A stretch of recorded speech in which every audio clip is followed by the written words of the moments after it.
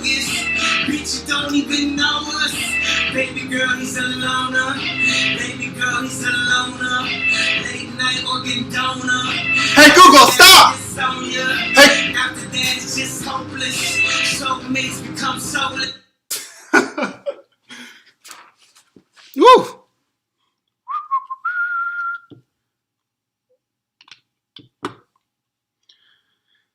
Apologies for that. Hold on, let me see if my AirPod's even connected to the right thing. Nope. Whew. Evening, ladies and gentlemen, and welcome to episode 5 of Tech Tuesday with Ted. And feature of this episode, we're going to look at whether the American tech company Apple is actually Emperor Palpatine in disguise. Whew! I got a whole list of talking points to go over. Had to do some research on this one, you know. And let me just gather my bearings before I jump into the swing of things.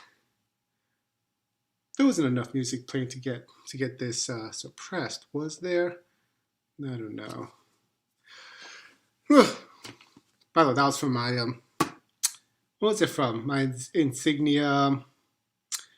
If anyone knows of a smart assistant speaker that's good with music, that can still somehow hear your voice when the music is on blast, let me know, because this Insignia smart speaker can't really do that. But I'm not really complaining because I got it for like $20.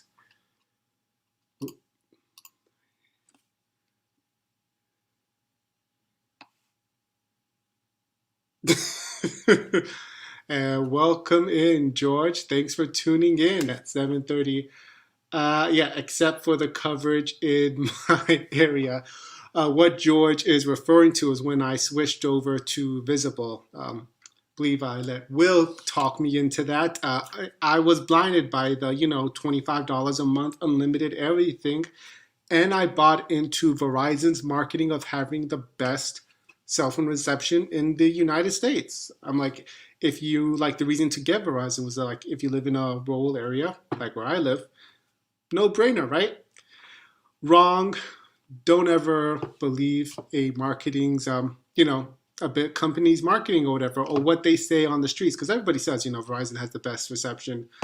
That's not true. That varies from location to location. So if you're going to switch to a carrier, do some research. Go on OpenSignal, see what the actual signal strength is, and they'll even rank it for you, the top 3.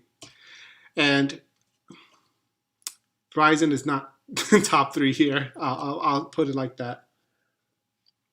Which is actually part of the course. Like Dallas is actually Dallas is AT&T's headquarters, so that should let you know that actually Dallas is the best, has the best here, not Verizon. So should have kept that in my mind. But yeah, that's where you got to do your research. But you know what? I'm still on Visible because, again, $25 a month, unlimited everything. I can not be. I don't really need to complain so badly. Just it's on me, not on Visible. Yeah, he does talk. He almost got me into getting out a second line on Visible just so I can get $200 off the Pixel 5. I don't want that headache. But yeah, there is no 3G fallback coverage on Visible. But I think everybody's getting rid of those basic GSM broadband to use them for 5G. So, but hey, welcome Brian. Thanks for joining it, and hi Crisco 2010. Oh. Yeah, I'm almost. No, it's this light. It's funny how everything is inverted, but the lighting has never been so good on this channel. I have my key light there, the Godox SL60 without a softbox or anything, and then I have my little desk lamp providing me some fill. And who would think fill is such a necessary thing? Like, it's just like, just position your key light good enough. But no, like, look at this without fill. More dramatic, yes, but not as lit. And then, yeah, see, little fill goes a long way. Thank you, George. And I know I ignore you, and I know you on the Friday night tech talks just before we start. But let's enough dilly dallying. Let's jump into it. So you saw my thumbnail. I've spent some good time on that thumbnail. The question we see is Apple actually Emperor Palpatine? Now, why do I have posed this question out? Yeah, for all those who are not familiar with the Star Wars lingo, let me run it back. Spoiler alert, I guess. But Emperor Palpatine, let's take it back to, Star Wars, the very first one, Episode 1. We meet a Senator Palpatine. He's a senator of... Not yet, Brian. Don't spill the tea yet. But we are introduced to a Senator Palpatine of the Senator of the planet Alderaan. And, Alderaan is under attack by this, evil Federation, whatever. And, Senator Palpatine has to appeal to the Republic for, step in and give aid to Alderaan, his planet. And fast forward, we actually reveal that, Senator Palpatine is actually a bad guy under the, name Darth Sidious, a Sith Lord. Siths are bad guys. And he's actually in control of the Federation. And, he was just doing all this to shore his power as Senator Palpatine to become Emperor Palpatine. Now, yes, to become Emperor Palpatine so that he can have unlimited power.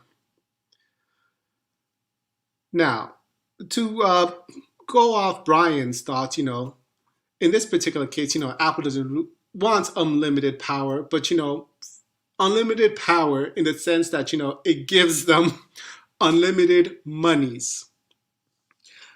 I see, because, stay with me, guys. Apple, started out in the guy's garage, bringing, computers to people's homes. And, once people got a taste of that, they wanted more of that.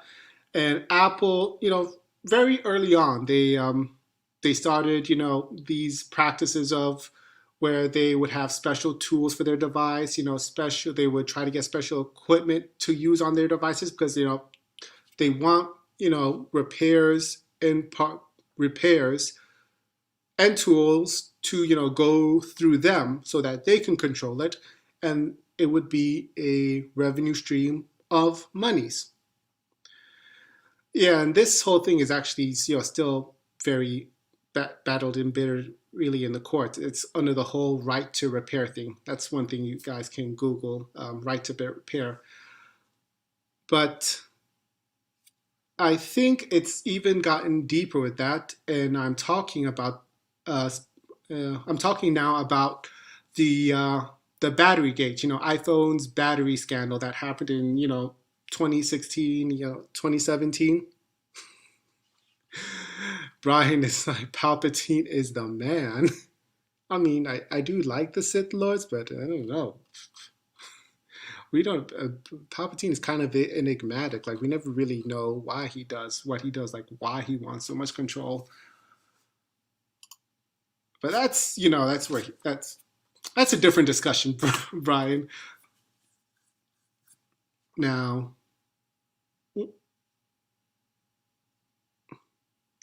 oh, Brian, don't do it. Okay. He's only the main villain because what's that guy's name who did the Star Wars? The director didn't have any imagination to do something new with the new trilogy that came out under Disney. Anyway, that's a separate discussion. So back to where I was going with this. The Apple battery gate scandal. Now, if you go Wikipedia this, Apple said there were battery issues with the iPhone 5s, iPhone 6, and iPhone 7. And now they said some issues, batteries had an issue, and they took ways to mitigate and fix the issue. And one of those, that the method they used was to every time you got an iOS update to a new iOS, iOS 12, 11, 12, those updates would throttle the performance of said phones, and in order to preserve the battery so that it wouldn't shut off at 30%. Now here's what's interesting about that. Apple's originally said these phones, like, the problem was with the batteries, like these batteries were not so great, so they, in order to make them okay, like Apple just throttled the performance. However, the fix also applied to the batteries that weren't so good, but also to any aging batteries as well. So there was a software on the phone was able to, which is actually kind of impressive, able to detect the status health of the battery, and then tailor its performance to what the battery can handle. And this was all done to prevent the phone from shutting off unexpectedly, when you have like 30% or 20% battery. And but the cost was your phone would not be performing anywhere near of when you got it brand new. Sort of like similar to what we as Android users had to go through, back in the day. Before Android, what was it, 10 and on, a year's time when you have an iPhone, the thing started chugging along. Now, by the way, Apple's the only, manufacturer that can actually do this. Samsung went out during this whole battery gate scandal, like, hey, we don't do this at all. We have, pride, integrity, like that. And the real truth of the matter is, Samsung no Android manufacturer can honestly do that at all, like monitor the battery health. Like, if you get an Android app from the Google Play Store that tells you, your health of your battery, it's actually lying to you. All the app can tell you really is, its level of charge and its battery heat. That's about it. But Apple, because they have such tight control, they're able to control the software, and they have tight control. They design the chips, and they're able to design everything else on the phone. They can actually do this.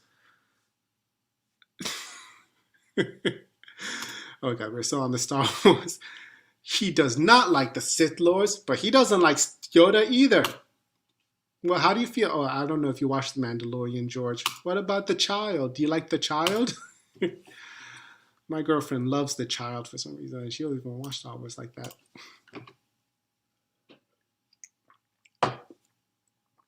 Now, back to the battery gate scandal.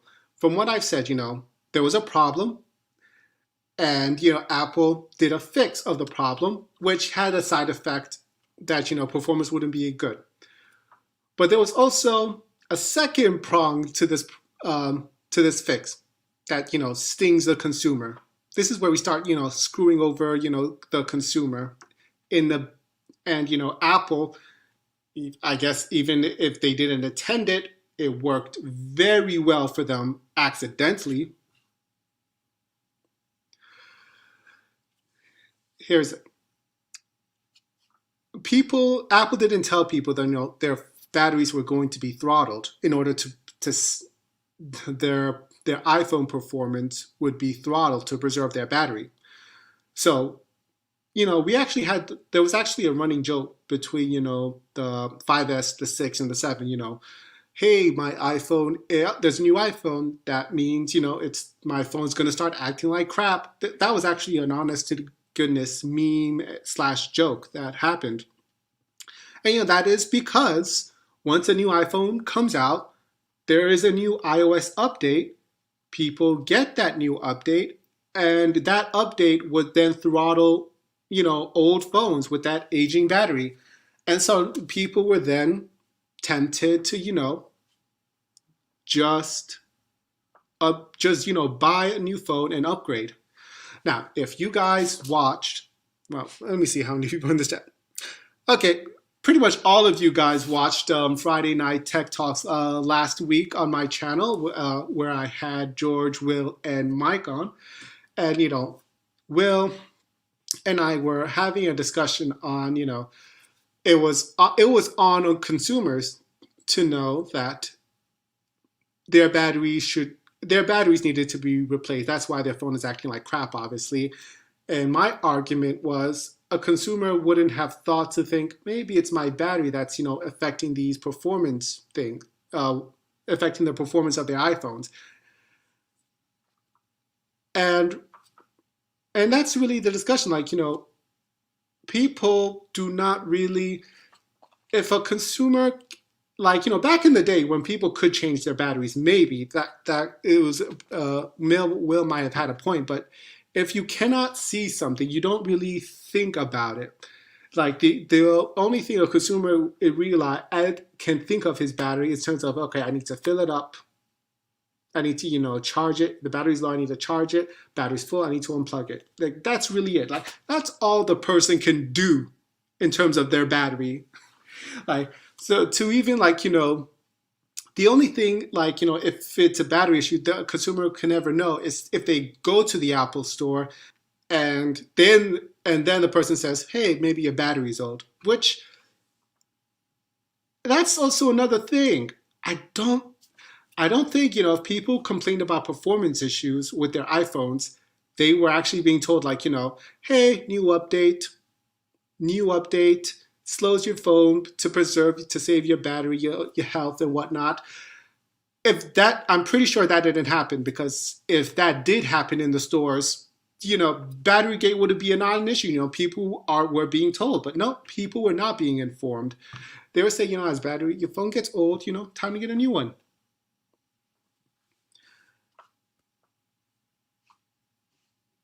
And I want to, like, hold that thought for a minute. If you there's a guy called Louis Rossman. Actually, I don't even need to bring him up to it. NBC did this hit piece on Apple stores, and when people like had a broken MacBooks, they felt like the Apple stores weren't doing a good enough job to repair them. So I don't know if it was actually ABC, but it was some like Good Morning or whatever show, like ABC or whatever. So this woman, her MacBook display wasn't working, and they knew what the problem was. The display connector had gotten loose in her MacBook. She took it to the Apple store first, like a normal person would do, because MacBook, you buy it from the Apple store, they would know what to do with their MacBook. And the person quoted her an exorbitantly high fee, like, hey, you need a new display on your MacBook, which was gonna cost $200 to $300, if not more. Then they took it to Louis Rossman, and then he opened it up and he saw that the display connector was loose. And so he just put it back in, and he sent her on a merry way, no charge. And that brings me to the second problem of this whole battery gate issue. Like, Apple can't really be trusted either, because they are Senator / Emperor Palpatine, or most of the time, there's so many people in the Apple stores. Like, there's so many people within Apple that work that, you can't get consistent service, for repairability.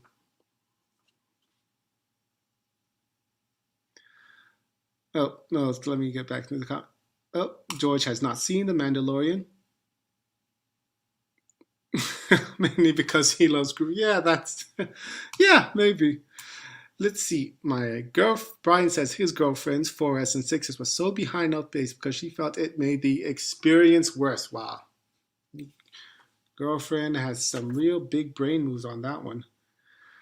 And George is saying Apple is moving towards control of their manufacturing process. Very smart, much more than anyone else.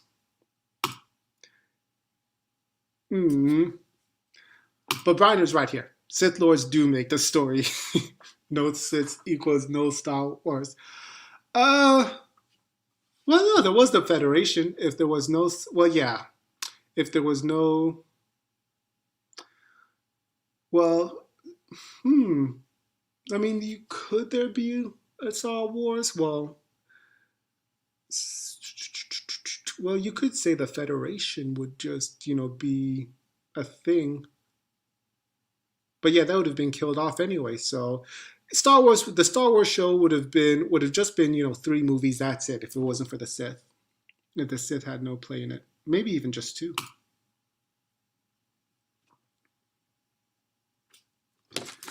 Back to my paper. No, yeah. So back to the Battery Gate. So currently, I covered this story last Friday. There have been settlements. Apple has agreed on settlements with the lawyers regarding the Battery Gate issue, um, which can be around $500 million. Currently, the settled amount is for one of the suits is $131 million, which has to be approved by a judge before it goes through.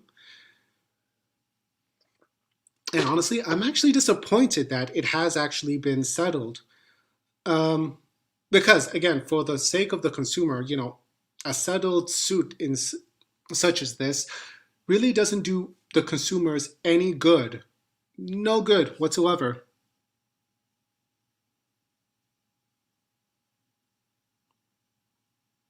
I'm sorry, I'm just reading George's comment. Like, he looks like he wants some smoke. Yeah, we'll on the.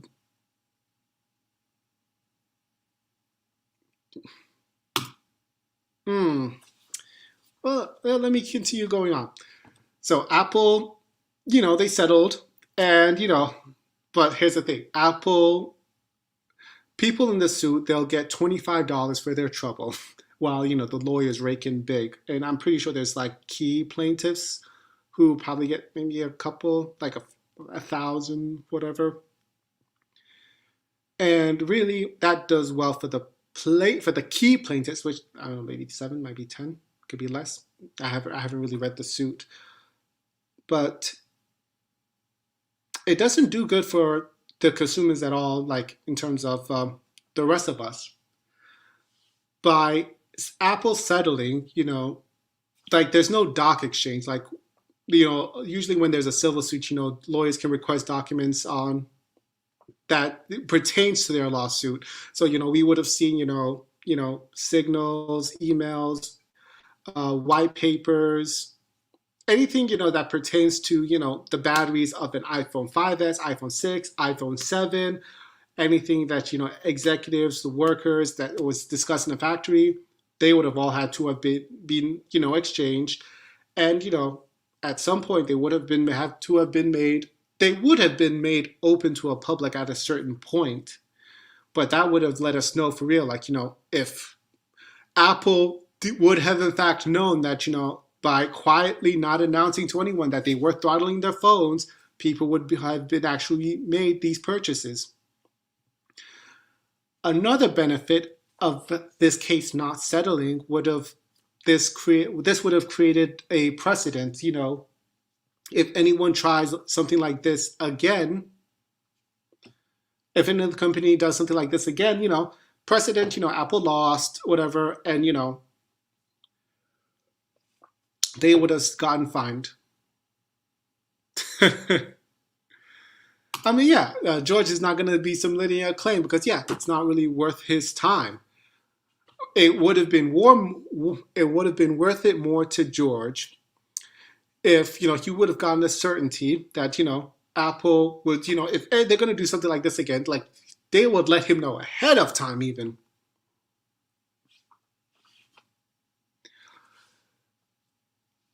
And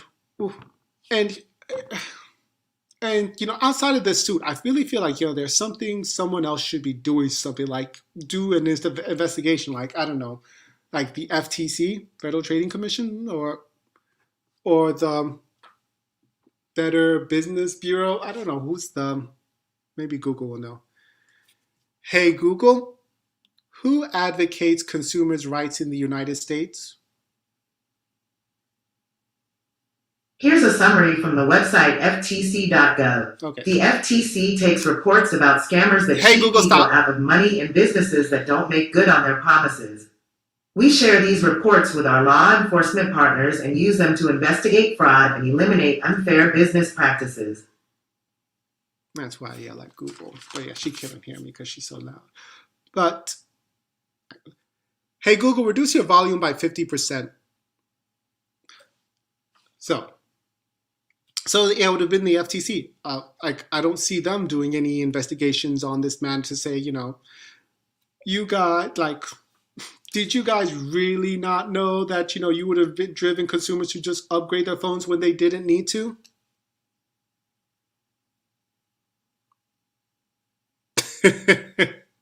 I mean, at what point, George? It's been 2 years. And on that note, France is a consumer government agency. They actually fined Apple for this matter for fraud for 25 euros, but they got a slap on the wrist. But on this, silence, mute in the US. And I don't know why that is. And I'm thinking, that 500 million Apple paid, if they do end up paying 500 million, if that, I don't think, the lasting damage is that, people are been conditioned to not really think about their batteries, but just, something's wrong with the phone. There's a new iPhone now. I'll upgrade. Oh, look, Apple has, a trade-in program. I'll trade this old junky phone that's not performing up to snuff and trade it in for an iPhone. Apple, I'm just saying that Apple has really, it's not, we say, Tim Cook is playing chess, but Tim Cook has actually played the chessboard. Other things that Apple has done, like the Apple credit card, so you can get more points when you buy, or more cash back when you buy Apple products. They've just done everything to keep everything pertaining to them that affects their monies in-house. And that's why I'm very skeptical when when Apple says, they didn't know, they apologized, we kept it from you. We didn't intend to deceive you, but we did just want to, keep you buying iPhones, and, that's why we felt it was necessary to, throttle the performance. Yes, George, Europe is always ahead on these issues for the consumers. I don't know how. Isn't America, isn't this great nation all about the spending and the consumption and the capitalism? So why is Europe so better for why do they fight for the consumer, not the user? Now, and another problem with the settlement is also, it can keep things very hush. When we were arguing, having a discussion, Will and I, Will brought up the McDonald's case. He brought up the allegory of the McDonald's case where, do you blame the company because they gave you hot coffee and you drank it? And unfortunately, that, McDonald's, allegory tale, that urban legend is actually pretty much not a true story of we all know the McDonald's story, the way we all remember it is, a woman was driving, she ordered coffee, and, she was driving and she spilled the coffee on herself because of her own, negligence. And, now McDonald's, it's McDonald's fault, and then, they had to give her all this money. It's not, and that's not true. That's not how the true story is at all. In the actual suit, what occurred was, sorry, brain fog. But in the actual suit, what occurred? Actually, who talked about it? Adam Conover.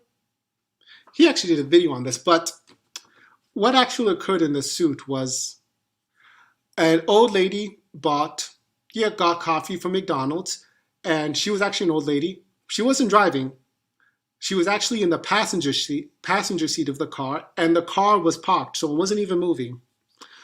Now, McDonald's, when they gave her the coffee, I believe the temperature of the coffee was like 100 degrees Celsius. It was something ridiculously hot that would give you damn near third-degree burns. And so she admitted, contributory negligence in the fact that, she did spill it on herself. But again, the coffee was ridiculously hot because, that McDonald's had had previous suits from people who just burned themselves drinking the coffee at that ridiculously high temperature. And she really did like get above 6-degree burns. And she was really just suing for, just to have her medical bills paid. What ended up happening was, McDonald's settled, and then they actually had her sign like a non-disclosure agreement. And, they did this in order to, spin this story of, like they were actually the victims and all this. And that's why they did this, so that they could effectively lobby, Congress to pass, laws to, so they wouldn't get sued for their own wrongdoing in the future. And, that's why, I don't like look at settlements like these as as a really happy thing. Now, it's 2020 and we're just entering 2021. And, Apple has announced their new MacBook line that's supposed to replace all their Intel Macs with their ARM designed in-house M1 chips. Now, the interesting thing about these M1 chips is that, they're designed in-house. Well, I mean, ARM does the design work, but then, they tailor it and they do it carry it out from there.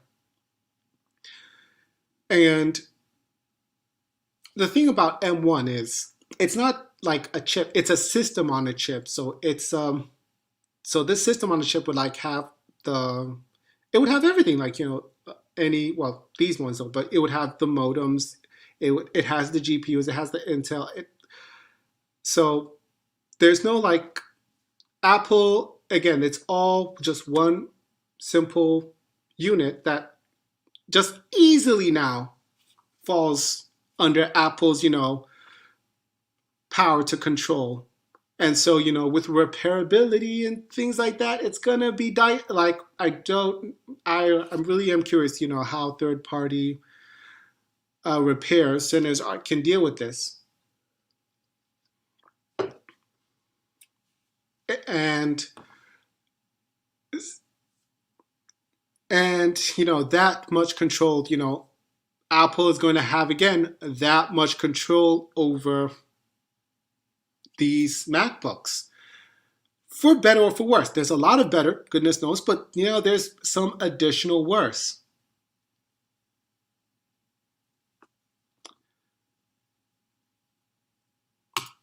You got pretty much universal praise for the M1 products, except for the webcams. And I don't know why the webcams aren't that much better. Like, there are improvements to the webcam, but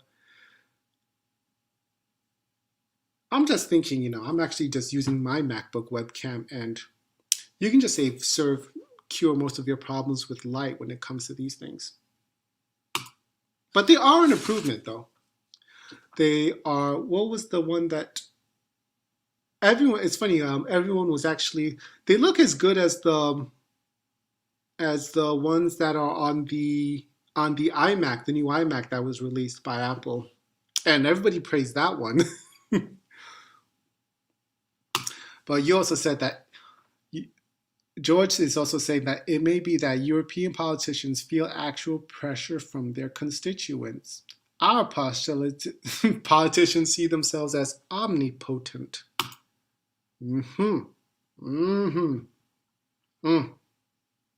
Yeah, maybe that's it. Oh, where was I? Now,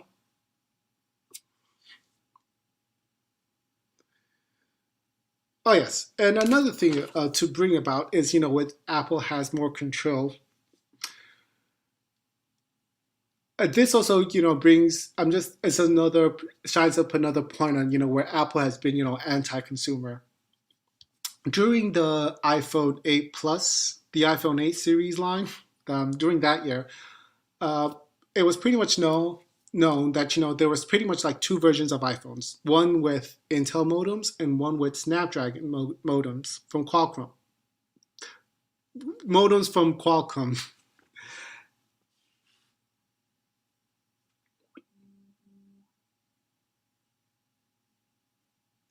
Oh, sorry, message from a friend. Anyway, who was I? I'm sorry, lost. Oh yeah, the modems, right? Two different modems.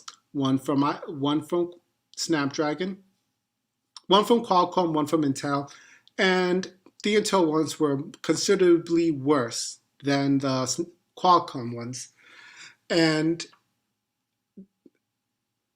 Apple was seriously putting like a harsh, pretty heavy, cease and desist on Qualcomm to keep for them to keep hush about the disparities between their iPhones, like because everybody knows like Qualcomm modems are far superior, are the best now on the market. And once you pretty much vendors and whatnot, before an iPhone is released, nobody can really talk about what all the players who put like their parts in an iPhone, have their parts put in an iPhone. They can't really talk or say anything much about it until the teardowns happen. And then once everybody can see like, oh, that actual part is in there, then they can say, oh, like hey, our part's in there, and it's so good, it's good for XYZ, fit for purpose and all that. And for this particular year, Apple was telling Qualcomm to shut up, to shut up. Yeah, so because they didn't want to highlight the fact that they were inferior iPhones, and they were in terms of network and cell reception, and they were better ones, the ones with the Qualcomm's mobile chipset. And this was actually the second time this had happened, but this wasn't between Qualcomm and Apple. The last time something like this happened was Chipgate, where Apple used two chip manufacturers to I think this was for the iPhone 7 or the iPhone 6s. I can't remember. Years fade away in my brain. But the issue there was one chip was made by TSMC, which they're pretty much the best for chip making, and then the second was made by Samsung. And the TSMC chips were somewhat bigger, they were better made, and because of that, better performance, better battery efficiency. So, and Apple didn't really want that out as well, but they were like putting in such a hard like kibosh. Basically, TMC, they're not gonna do anything contrary to Apple. That's good business for them, and Samsung doesn't want wouldn't let out that like, hey, TMC is so much better than you guys. So that didn't like get a lot of buzz like it did with the Qualcomm and Apple spat over the modems.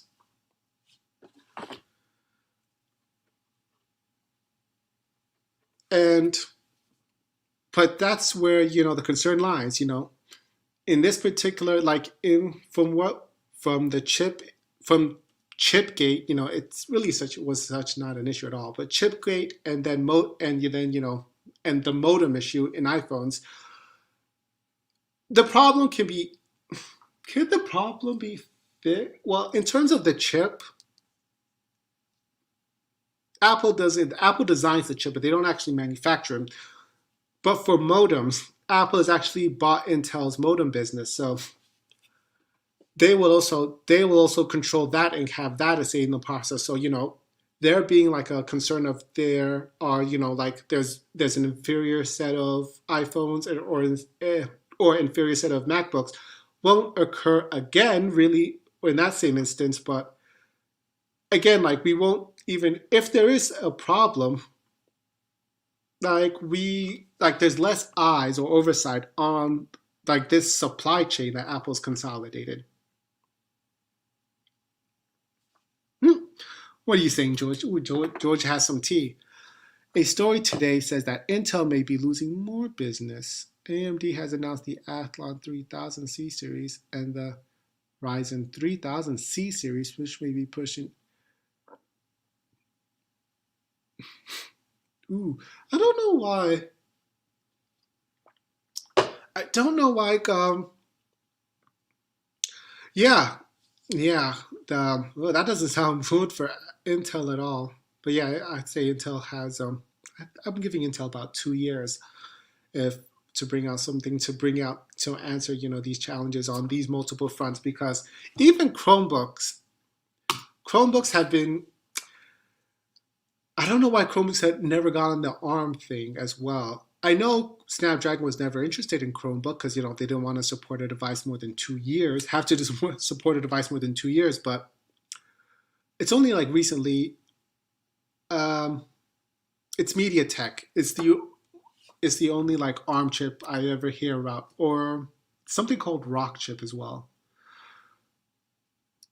I don't. I would like to see some SoC, some ARM chips in some more Chromebooks. Like, the Dimensity 7000 maybe, or Dimensity 1000s could go in some Chromebooks. But, and the final point. All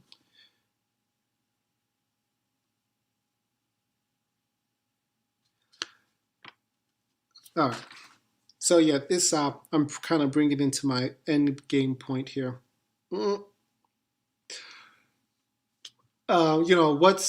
the thing. In an effort for Apple to get where it has, where it can get all the money. Usually, for a business that sells stuff, the point is, if you have good products, you'll have a good business. Like the saying goes, what's good for the goose is good for the gander. Better products, better business. And I think Apple is really like pushing out its way out to say, better business doesn't necessarily have to be focusing on products. Like, they're also focusing more on software as well and services as well. And I just feel like they are really positioning themselves in a way where they certainly want to be too big to fail. It's the saying, when Google had the motto, don't be evil. I don't think Apple ever had that. Apple has happily been able to, color outside the gray lines, and and Google is Google. So is Google as well, for that matter. But I don't see. The thing is, my concern is, Emperor Palpatine, when he dissolved the Republic and made it into an empire, everybody cheered for that. And that's just my dread now, coming into 2020, going into 2021, especially with these MacBooks. Like this is really like the attack that will cement Apple's way into saying let's give Apple benefits of the doubt, or Apple is doing so great, like let's just stay out of their way. That Apple can really just pull. They've already gone from Senator Palpatine. They've now pretty much are in the Emperor Palpatine stage. But I think we need to just be cautious. And by we, I mean, consumers just stay open to the fact, as well as, FTC and, other lawmakers and lobbyists, they should just, be wary of, what will happen when Emperor Palpatine shows the other side of the coin and it's Darth Sidious. And I don't know. That's just one of the things to that gives me a bit apprehension. Like, and it's one of the things that, if to be honest, that's also like, prevented me from, just diving all in onto the Apple's ecosystem, even though I'm pretty much like at this point 50-50. I mean, for goodness sake, this is on a MacBook 2015, MacBook Pro 2015. I have my iPad 2018, like just for your guys' comments, and then I have an iPhone on the side because AirDrop, film stuff, shoot videos, and AirDrop it on the side. But at the same time, I just keep this Android as my daily driver, just in case, because I do have the preferences of a headphone jack, an SD card slot, but also it's so this LG is like my way out. If Apple fucks up or pisses me off, I can just hop off and jump ship easily. And that's the thing. I remember a story Dave 2D was talking about where I think it was like in 2013 or whatever. Guy came up to him and he said, he was looking for a laptop to buy. So Dave recommended a MacBook to him. 5 years later, he wanted to upgrade that MacBook. And, this was the time, of 2015, 2016, when MacBooks were trash. Keyboards were bad. Ugh. The bodies were not good for heat dissipation. And, Dave told him, there's no really good MacBooks at the moment, but they are fantastic in, Windows 1. And the guy was like, no, he couldn't do it. Even though there were better ones, he was entrenched. And that's really the concern I'm having with Apple really being Emperor Palpatine. This battery gate issue really just seems to just getting swept away in a nice simple settlement that Apple can afford 50 times over. And George is putting it off quite nicely. Apple is making all the right moves for profitability, but the government will step in and constrain them at some point. Well, at some point, maybe too little, too late. They've just finally started. Looking at them at anti-competition practices, which has had some effects. Giving small creators or small app developers, bringing down the cost of 15%.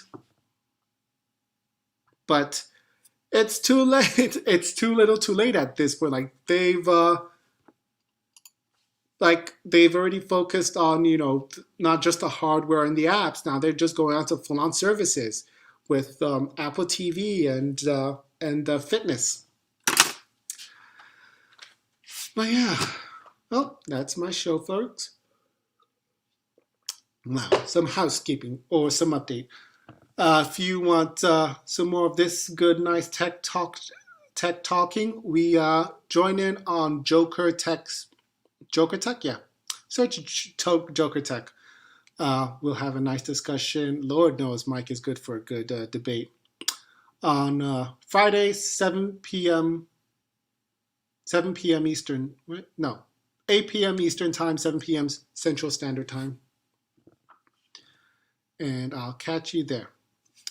And I want to thank you all guys for joining in. Ooh, hey, Big House. How's it going? But again, thank you guys for joining. Thank you. Oh, what's this? We're gonna have to set that up. I think I have 2 weeks left of my Google Stadia right here, and I actually like it. Wait for the review. For those who are not subscribed, subscribe. I got to do a review on this thing, but I actually like it. For the most part, I just finished Super Hot. I'm not sure what I'm going to play next. Maybe I'll finish Hitman is hard. I don't think I have enough time before my Stadia subscription ends. Maybe Panzer Dragoon. I don't know how long that game is. Yes, it was free. And I'm almost tempted to purchase, what's it called? Assassin's Creed Valhalla. But that's $60. And then I have to pay, $10 to continue just to finish the game that I purchased. It's crazy. But that's the show, folks. You guys stay safe, stay awesome, and you have a happy Thanksgiving.